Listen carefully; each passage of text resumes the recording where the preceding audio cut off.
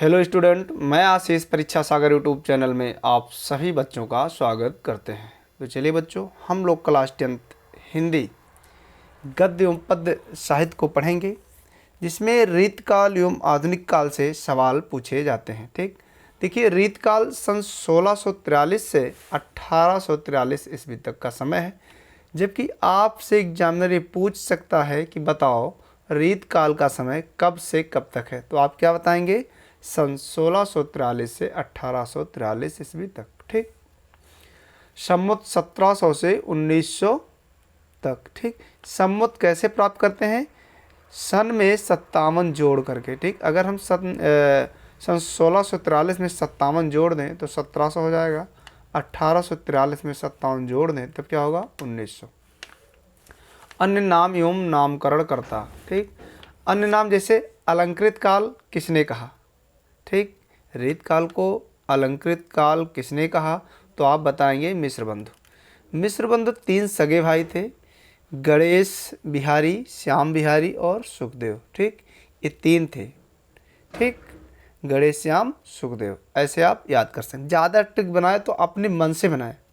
ठीक, जब आप अपने मन से ट्रिक बनाएंगे तो आपको याद ही हो जाएगा, और जब दूसरों के ट्रिक को फॉलो करेंगे तो आपको थोड़ा अधिक समय लगेगा, इसलिए आप अपने मन से ही ट्रिक बनाएं। ठीक, उसके बाद में है कला काल किसने कहा? नहीं, श्रृंगार काल आचार्य विश्वनाथ प्रसाद मिश्र ने कहा। देखिए ये आ चुका है। अलंकृत काल किसने कहा? तो मिश्रबंधु ने।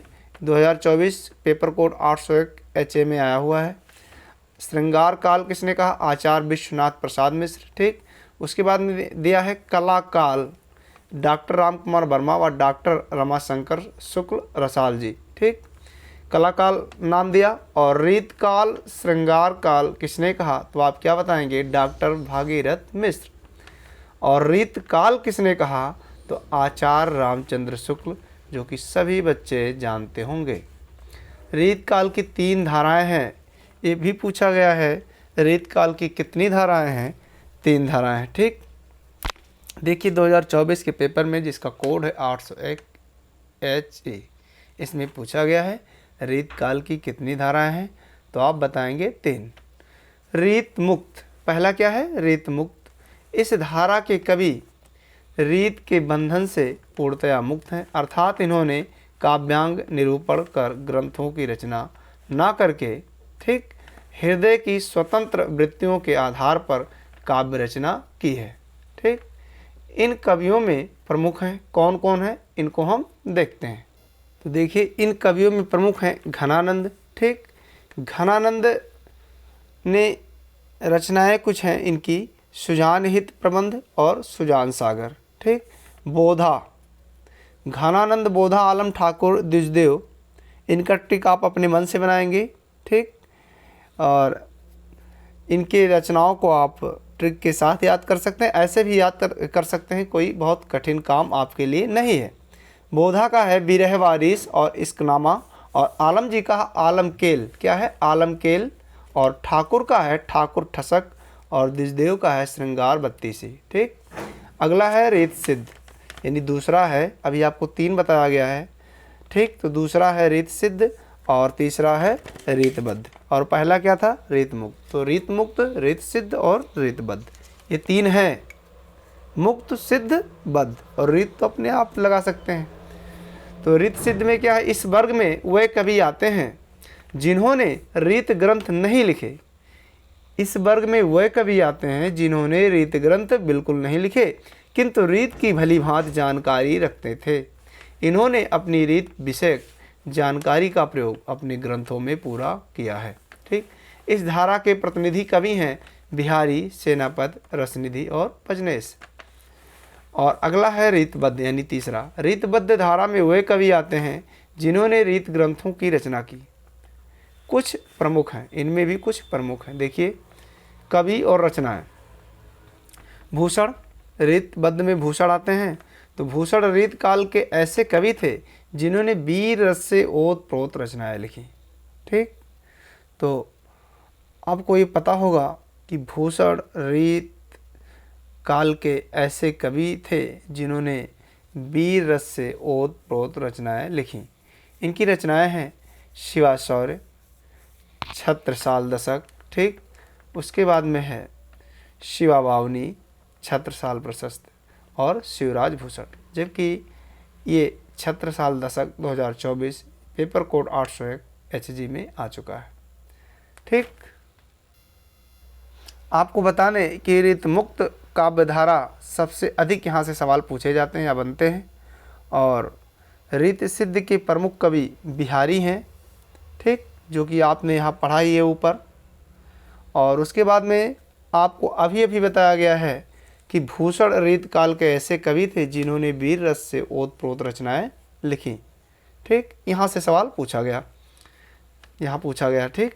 उसके बाद में है चिंतामणि, यानी कब कुल कल्प तरु, ठीक। फिर मतराम का है रसराज ललित ललाम। मतराम का क्या है? रसराज और ललित ललाम। फिर अगला आपका है, देखिए देव जी हैं, तो देव से पूछा गया भाव विलास और भवानी विलास, ये पूछा गया है 2024 के पेपर में, जिसका कोड है 801 HB HE HG। इन 3 पेपर कोडों में पूछा गया है, 3 पेपर में, 3 सेटों में पूछा गया है भाव विलास और भवानी विलास। तो यहाँ से भी देव से भी सवाल पूछा गया है। उसके बाद में है जसवंत सिंह, इनका रचना है भाषा भूषण। क्या है? भाषा भूषण इनका। कुलपति मिश्र जी का है रस रहस्य। उसके बाद में भिखारी दास आते हैं, इनका है काव्य निर्णय और श्रृंगार निर्णय। ये भी 2024 में आ चुका है, जिसका कोड था पेपर कोड 801 HE, ठीक। केशव दास बहुत इंपॉर्टेंट है, तो केशव दास ने रामचंद्रिका लिखी है जो रीत काल की है। तो रामचंद्रिका छंदों का अजायब घर कहा जाता है इसको। केशव दास को कठिन काव्य का प्रेत कहा जाता है, बहुत बार पेपर में पूछा गया है, यहाँ तक कि कंपटीशन लेवल के पेपर में भी इसको पूछा गया है। रीतबद्ध धारा के अन्य कवि सुरत मिश्र, मंडन कवि और सोमनाथ, रसिक गोविंद, दुल्हा कवि आदि आते हैं। रीतबद्ध धारा के अन्य कवियों में सुरत मिश्र, मंडन कवि, सोमनाथ, रसिक गोविंद, दुल्हा कवि इत्यादि आते हैं। अगला है रीत काल की प्रमुख प्रवृत्तियाँ विशेषताएं, ठीक, इसको पढ़ेंगे। तो रीत लक्षण ग्रंथों का निर्माण, पहला है श्रृंगारिकता, रीत लक्षण ग्रंथों का निर्माण। उसके बाद नारी सौंदर्य का चित्रण, अलंकारिकता एवं ब्रज भाषा का प्रचुर प्रयोग, आश्रयदाताओं की प्रशंसा, राज प्रशस्ति, चमत्कार, प्रदर्शन एवं बहुज्ञता, उद्दीपन रूप में प्रकृति का चित्रण, ब्रज भाषा व मुक्तक शैली की प्रधानता। उसके बाद में है भक्त और नीत, संकुचित जीवन दृष्टि, नारी के प्रति कामुक दृष्टिकोण, और उसके बाद में स्थूल और मांसल सौंदर्य का अंकन, ठीक। ये कुछ विशेषताएं या प्रवृत्तियां हैं किसकी? रीत काल की। इसको आपको ध्यान में रखना है। आधुनिक काल, ठीक, 1843 से अब तक है। भारतेंदु युग पुनर्जागरण काल इसी को कहते हैं, 1868 से 1900 ईस्वी तक। यानी डॉक्टर नागेंद्र ने भारतेंदु युग को पुनर्जागरण काल कहा है। भारतेंदु युग का समय सीमा कुछ लोग 1857 से 1900 तक मानते हैं और कुछ 1850 से 1900 तक मानते हैं। तो अन्य विद्वानों के अनुसार समय सीमा 1850 से 1900 एवं 1857 से 1900 ईस्वी मानी जाती है, ठीक। द्विवेदी युग, अब हम द्विवेदी युग देख रहे हैं, जागरण सुधार काल। तो कुछ लोग द्विवेदी युग 1900 से 1922 ईस्वी भी मानते हैं, ठीक। कुछ लोग छायावादी युग को 1918 से 1936 तक मानते हैं, ठीक। वैसे छायावादी 1919 1938, द्विवेदी युग है जिसको जागरण सुधार काल के नाम से जानते हैं, 1900 से 1920 ईस्वी। उसके बाद में आपका है प्रगतिवादी युग, छायावादोत्तर युग इसको कहते हैं। क्या? छायावादोत्तर युग, 1938 से 1943 ईस्वी।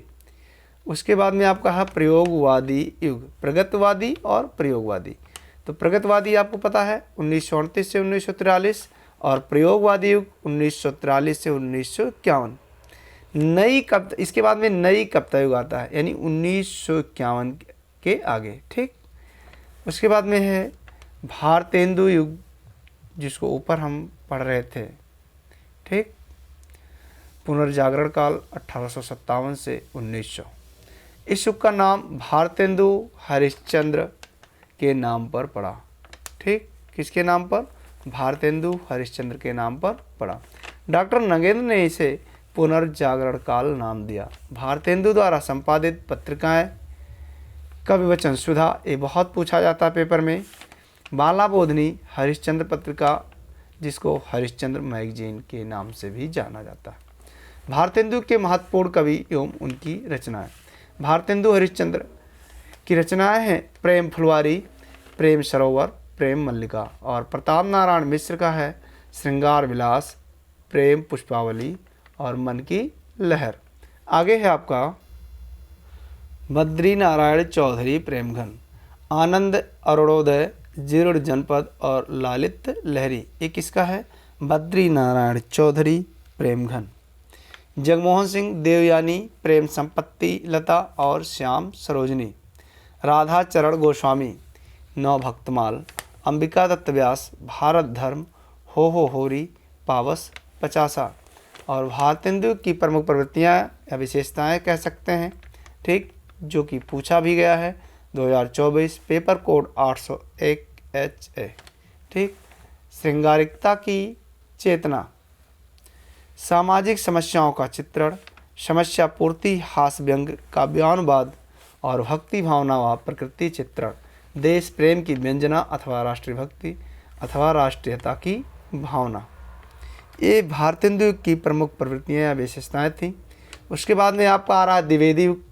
इसको बहुत ध्यान से सावधान होकर के आपको पढ़ना है, क्योंकि यहाँ से सवाल बनते हैं। ठीक, देखिए बद्री नारायण जो पढ़े आपने, बद्री नारायण चौधरी प्रेमघन, उनका आनंद कादंबनी और नागरी नीरद, आनंद कादंबनी और नागरी नीरद पत्रिकाएं पूछी जाती हैं, जिसमें से आनंद कादंबनी बहुत ही इम्पॉर्टेंट है। ठीक, बालकृष्ण भट्ट भी भारतेंदु के हैं। ठीक, इसको ध्यान में रखना है, पेपर में पूछा गया है। ठीक, और इनकी पत्रिका भी पूछी जा सकती है बालकृष्ण भट्ट जी की, जो है हिंदी प्रदीप। ये सब आप थोड़ा जानते रहिए। द्विवेदी युग आप पढ़ने वाले हैं, द्विवेदी युग में पहुंच चुके हैं आप, जिसको हम जागरण सुधार काल भी कहते हैं। 1919 से 1920 ईस्वी, ठीक, अथवा 1900 से 1922 ईस्वी समय सीमा। नामकरण द्विवेदी युग आचार्य महावीर प्रसाद द्विवेदी के नाम पर पड़ा। द्विवेदी युग किसके नाम पर पड़ा? आचार्य महावीर प्रसाद द्विवेदी के नाम पर। ठीक, प्रमुख कवि हैं, यानी इस युग के प्रमुख कवि हैं मैथिली शरण गुप्त जी हैं। ठीक, गया प्रसाद शुक्ल हैं, गया प्रसाद शुक्ल स्नेही, गोपाल शरण सिंह हैं, लोचन प्रसाद पांडे और महावीर प्रसाद द्विवेदी, श्रीधर पाठक, राम नरेश त्रिपाठी, मुकुटधर पांडे इत्यादि। ठीक, इत्यादि क्या है? प्रमुख कवि हैं किसके? द्विवेदी युग के। इसको आपको ध्यान में रखना है। आप पढ़ने वाले हैं द्विवेदी युगीन काव्य की प्रमुख प्रवृत्तियाँ। देखिए, जागरण सुधार है, राष्ट्रीयता की भावना, समस्या पूर्ति, नैतिकता एवं आदर्शवाद, इतिवृत्त्यात्मकता, विवरणात्मकता व उपदेशात्मकता, प्रकृति चित्रण, राष्ट्रीयता, देश प्रेम की भावना, स्वच्छंद प्रकृति चित्रण, खड़ी बोली की पूर्ण प्रतिष्ठा, मानवतावादी विचारधारा और अनुवाद की प्रवृत्ति। ये क्या हैं? ये द्विवेदी युगीन काव्य की प्रमुख प्रवृत्तियां हैं, इसको भी आपको जानना होगा। ठीक, और उसके बाद में आपका है द्विवेदी युग के प्रमुख कवि एवं उनकी रचनाएं, इनको भी आपको पढ़ना है। ठीक, अभी आपने पढ़ा है द्विवेदी युगीन काव्य की प्रमुख प्रवृत्तियों में स्वच्छंद प्रकृति चित्रण, यानी आपसे कभी पूछा जाए स्वच्छंदतावाद के प्रवर्तक, तो आप क्या बताएंगे? श्रीधर पाठक, जो कि द्विवेदी युग के हैं। इसको भी ध्यान में रखना होगा। ठीक, द्विवेदी युग के प्रमुख कवि एवं उनकी रचनाएं हम पढ़ने जा रहे हैं। अयोध्या सिंह उपाध्याय हरौद।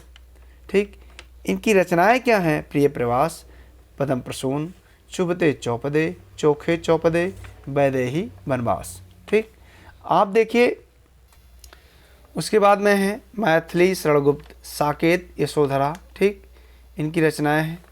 खंड काव्य, रंग में भंग, जयद्रथ वध, किसान, पंचोटी, ये भी मैथिली शरणगुप्त की है। उसके बाद में देखिए भारत भारती क्या है? भारत भारती भी मैथिली शरणगुप्त का है।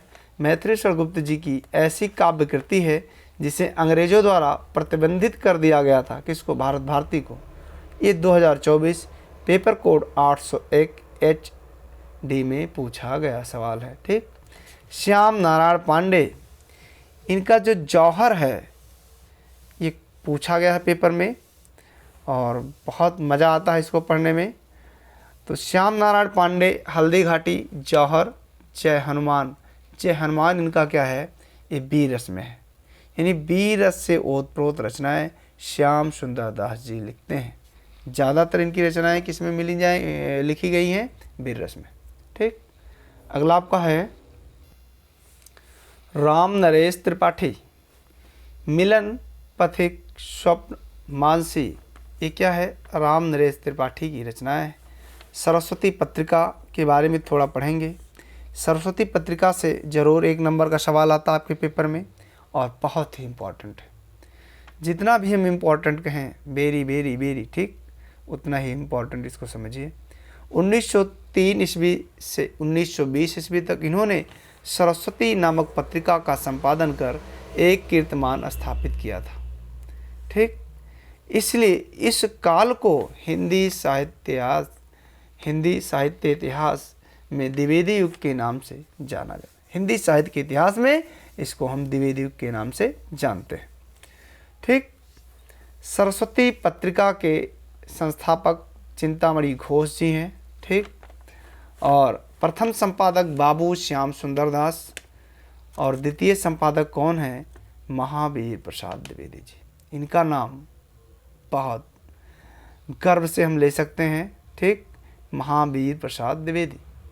छायावाद युग, अब आपका आया छायावाद युग, यानी 1919 से 1938 ईस्वी और 1918 से 1936 ईस्वी, ये छायावाद युग हम पढ़ेंगे।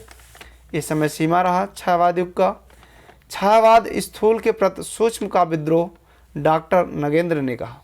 छायावाद स्थूल के प्रति सूक्ष्म का विद्रोह, डॉक्टर नगेंद्र ने कहा। छायावाद युग के प्रमुख कवि और उनकी रचनाएं। ठीक। देखिए जयशंकर प्रसाद, ये 2025 में पूछा गया है।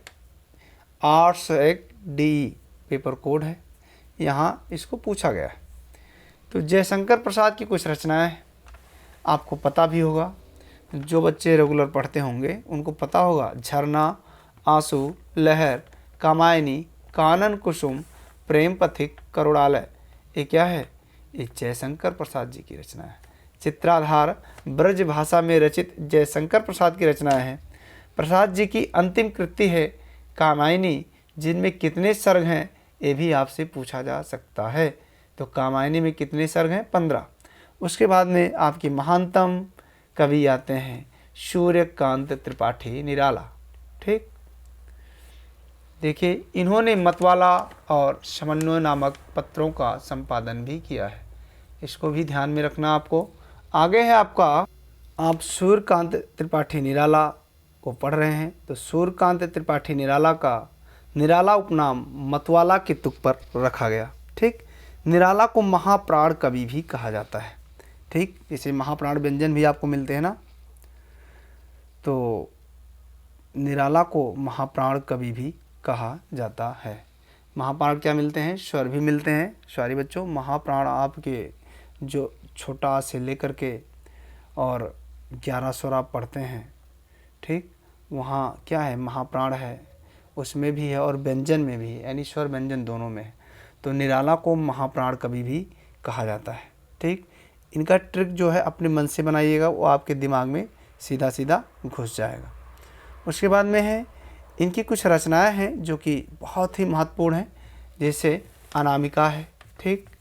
परमिल है, गीत का तुलसीदास को भी लिख डाला इन्होंने और इनके बारे में कभी बताया जाएगा। बहुत अच्छे ढंग से तुलसीदास जी के बारे में इन्होंने लिखा है।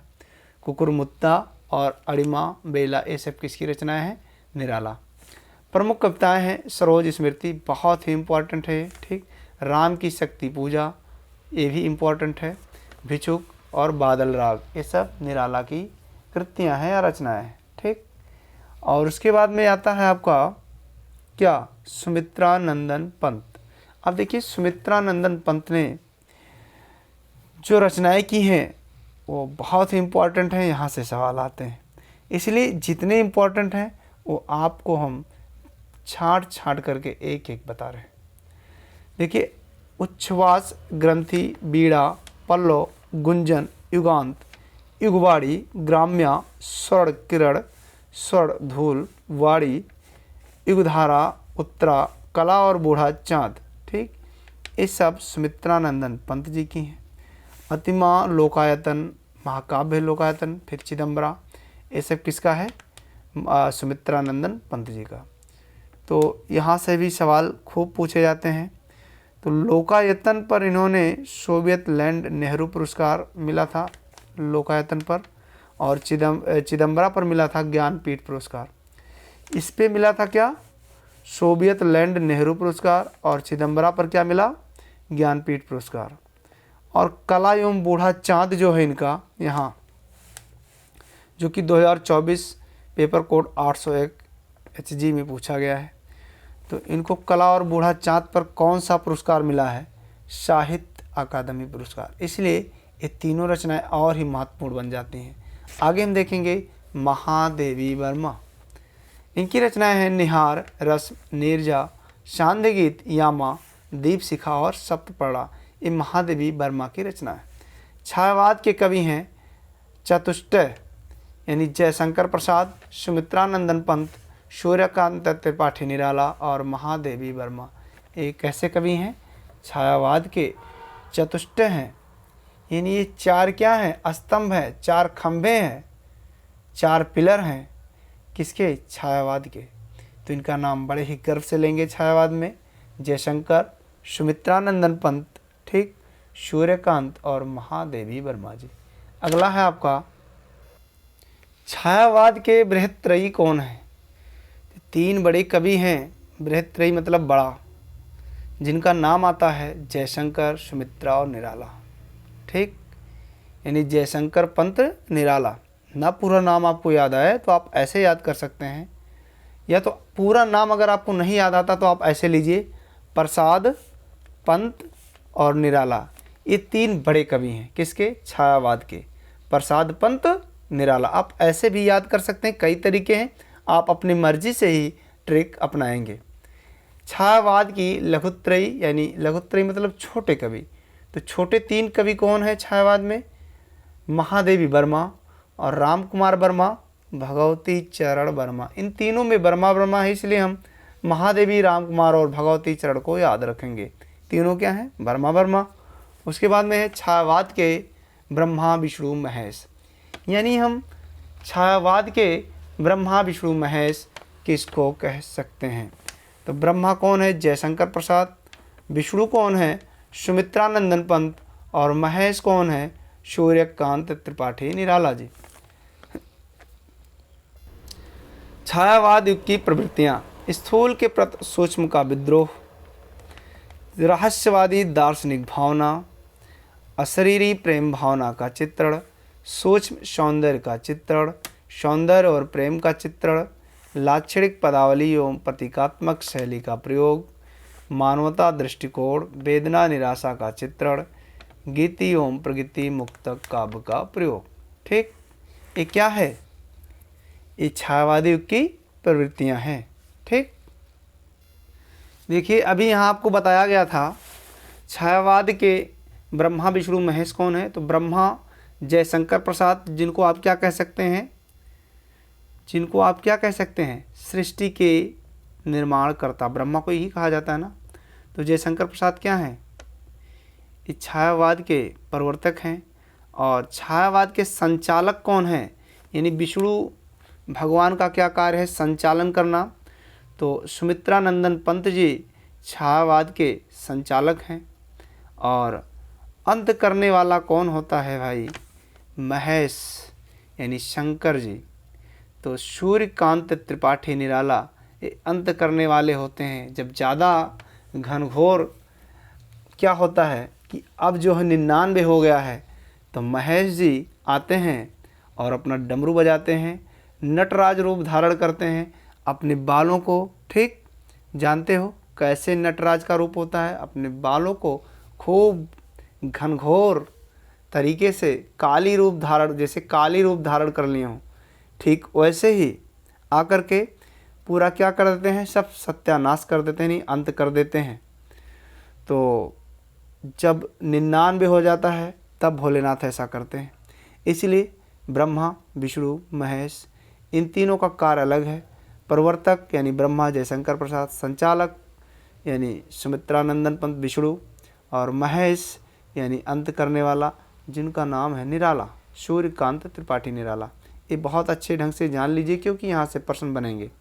उसके बाद में छायावाद की प्रवृत्तियाँ, छायावादी की प्रवृत्तियाँ, इसको आपने पढ़ लिया है। स्थूल के प्रति सूक्ष्म का विद्रोह, रहस्यवादी दार्शनिक भावना, अशरीरी प्रेम भावना का चित्रण, सूक्ष्म सौंदर्य का चित्रण, सौंदर्य और प्रेम का चित्रण, लाक्षणिक पदावली एवं प्रतीकात्मक शैली का प्रयोग, मानवतावादी दृष्टिकोण, वेदना निराशा का चित्रण, और गीत एवं प्रगीत मुक्त काव्य का प्रयोग। ज्ञानपीठ पुरस्कार आप देखेंगे चिदम्बरा सुमित्रानंद पंत जी का है, 1968 में ज्ञानपीठ पुरस्कार मिला। उर्वशी ये रामधारी सिंह दिनकर जी का है, जिनको 1972 ईस्वी में ज्ञानपीठ पुरस्कार मिला। कितनी नाव में कितनी बार, ये अज्ञेय जी का है, जिनको 1978 ईस्वी में ज्ञानपीठ पुरस्कार मिला।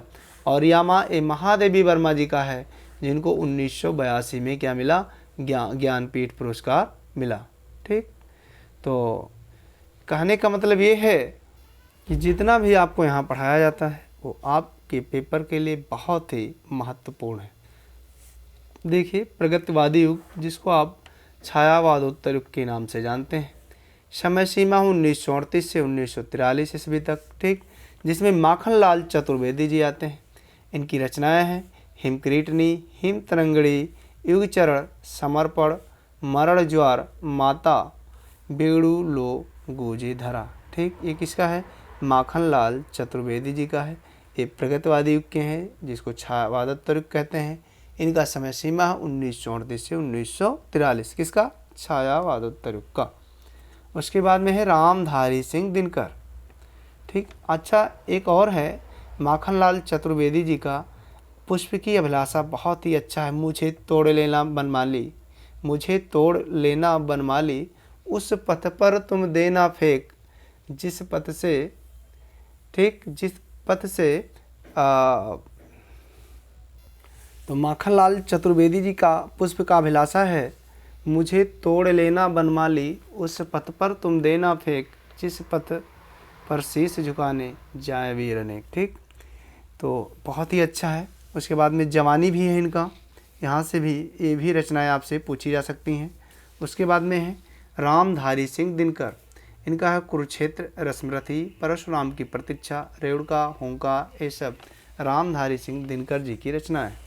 बाल कृष्ण शर्मा नवीन यानी कुमकुम, अपलक, रश्मरेखा, क्वास, ये क्या है, बाल कृष्ण शर्मा नवीन की रचनाएं हैं। उसके बाद में है केदारनाथ अग्रवाल, युग की गंगा, लोक तथा आलोक, फूल नहीं रंग बोलते हैं, नींद के बादल, ये किसका है, केदारनाथ अग्रवाल जी का। और फिर उसके बाद में राम विलास शर्मा, इनका है रूप तरंग। नागार्जुन जी का है युगधारा, प्यासी पथराई आँखें, सतरंगे पंखों वाली, तुमने कहा था, तालाब की मछलियाँ, हजार हजार बाहों वाली, भस्मांकुर, खंड काव्य इनका है। ठीक, उसके बाद में है रांगे राघव, अजय खंडहर, मेधावी, पांचाली, राह के दीपक और पिघलते पत्थर, ये रांगे राघव जी का रचना है। उसके बाद में शिव मंगल सिंह सुमन, इनकी रचना है हिल्लोल, जीवन के गान, प्रलय सुजान, मिट्टी की बारात। ठीक, और त्रिलोचन जी का है धरती। प्रगतिवादी की प्रमुख प्रवृत्तियाँ एवं विशेषताएं, ये बच रहा आपका।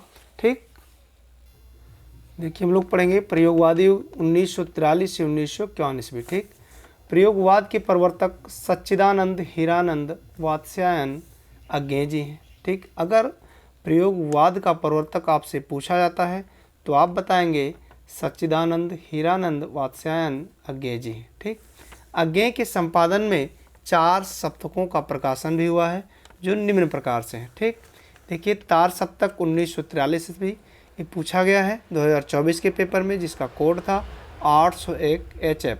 ठीक, दूसरा सप्तक था इनका 1951 ईस्वी, ठीक। यानी 43 में अगर हम 8 जोड़ेंगे तो 1951 प्राप्त होगा। तो 1951 इसमें यानी 8 साल बाद दूसरा सप्तक, ये 2024 में ये भी आया था 801 HB, ठीक। उसके बाद में तीसरा सप्तक इनका है। अगर हम 51 में 8 जोड़ेंगे तो क्या होगा 59, 1959 में तीसरा सप्तक, और चौथा सप्तक इनका थोड़ा लंबा गया था, ठीक। चौथा सप्तक 1959 के बाद में 1979 यानी 20 साल का अंतर, यहाँ 8 साल और यहाँ 20 साल का अंतर है। ये भी 2024 पेपर कोड 801 HA में आया हुआ सवाल है, ठीक। तार सप्तक का संपादन आपको बताया गया है अज्ञे जी। इनका प्रकाशन वर्ष है 1943 ईस्वी, ठीक। उसके बाद में आते हैं आपके कौन प्रमुख कवि, ठीक। किसके प्रमुख कवि, तार सप्तक क्या नाम है, प्रयोगवादी युग के, ठीक। नहीं, प्रयोगवादी युग के नहीं, जो प्रयोगवादी आपको बताया गया 1943 से 1951, यानी प्रयोगवाद के प्रवर्तक सच्चिदानंद हीरानंद वात्स्यायन अज्ञे जी हैं, ठीक। तो सप्तक में 7 कवियों का वर्णन है। इनके प्रमुख कवि हैं, जो सप्तक के प्रमुख कवि हैं अज्ञे जी हैं, ठीक, जिनका पूरा नाम है सच्चिदानंद हीरानंद वात्स्यायन अज्ञे। मुक्तबोध गजानन माधव मुक्तबोध पूरा नाम है इनका।